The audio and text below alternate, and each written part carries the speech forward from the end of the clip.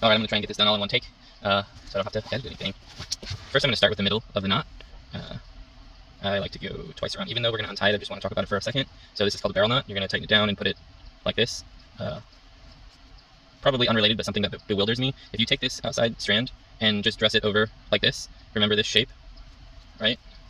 You go, instead of going right on that last one, what we just had was twice around and then through once. Instead, if you go around once and then through and through, we're back to that second shape that I just showed you. And I can take this and flip it over, and hey, look, there's that barrel knot. So double overhand barrel knot, same knot, dressed differently, tied differently. It's witchcraft. I don't know how that works. It feels like it should not be that way, but it is. Anyways, we're gonna start with no knots. We're gonna do 3 wraps, and then this is going to go through here. Now we're diagonally through, and this is down here. We're gonna now do 3 wraps starting on this side, going this way. Oops. Okay, so now we have this.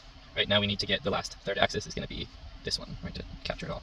And our line is on the bottom over here, so we want to come through here. It doesn't actually matter if you're under or over. I think I like to go under for this one. And I like to do what feels like too much tail, because you have to dress it no matter what, and if you don't have enough, then you have to like feed it through after you get the basic knot tied. So we have the second line, diagonal through there, and now we're going to do 3 wraps again, starting up here and then wrapping this way and going through here. Oops. And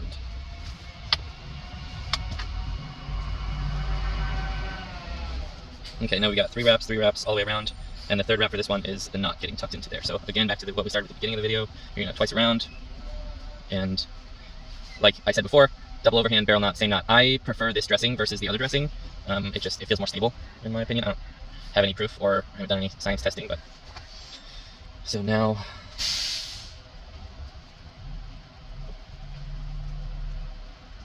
okay, so we have our last one, and I am feeling like it's more secure to go under for this one. You really want this to be as little tail as possible. Like, I think this is why I like this over the double overhand dressing, because it's easy to just like scoot it down, but if there's pressure here, nothing is going to pull this out. But if you want to move it down, sometimes you can. If you grab just this loop and then this one, you can slide it down a bit. Anyways, so under here, and then get this kind of in there, right? And once it's in there, it should be good. And then I always start, once it, like this is the basic knot, we're done. However, you have to finish dressing. And I always start with the first axis, right? The first axis is where the working line comes out, because you don't want that knot to come out. So when you pull this down, that kind of like closes this hole here, and now this isn't going to come out as easy. Now we can start to work this, and you don't want to go tight at all here. Just go down to like it stops, no pressure, no force. If you try and do any of them too fast, there won't be enough slack for the next axis of the wraps, and it'll come out weird and wonky and not even. So now this one here, once I have finished this first tightening or dressing, I will go over a thing that's really important. Makes it easy to tighten and know where the slack is. So like I said, like we start with this first axis so that the final axis keeps the knot trapped in there. So if you tie it with this pattern that I'm showing you, it always lands that this final loop before the working line is what's holding the knot in place. And then this loop here is the end. It's the transfer from the third axis to the second axis is just to the bottom and the right of the beginning of the knot. So if we go like this, again, we're not pulling too much, getting it just a little tighter. And then, so now we're to the end of the third axis, and then it's, like I said, it's this one. See, if I go like this, and that one pulls in, we're just gonna pull it taut. And now we're just to the point where like, I can barely do a push.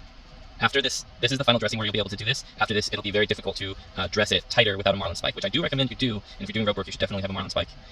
And then now we're up to the middle, or the end of the second axis here. And so that is obviously the opposite end of the working line on the first axis.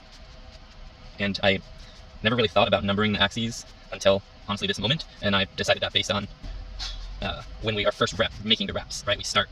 We're holding it like this, fingers through here, we wrap this one first, and then we wrap this one second, and we wrap this one third. So now, if you give this a squish, and I'm not going to go any tighter because I don't have a marlin spike, and it can be done, it's just difficult, but with a marlin spike you can really get in there. You always want to start with the first strand, right? So once it's this tight, like, how do I tell where the beginning of the knot is, right? But if you have this first axis, that's going this way.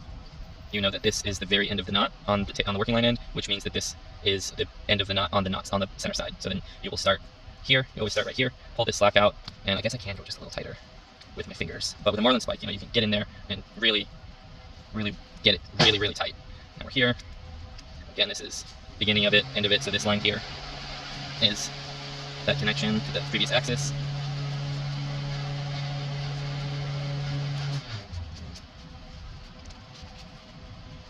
To the end, so let's do this one.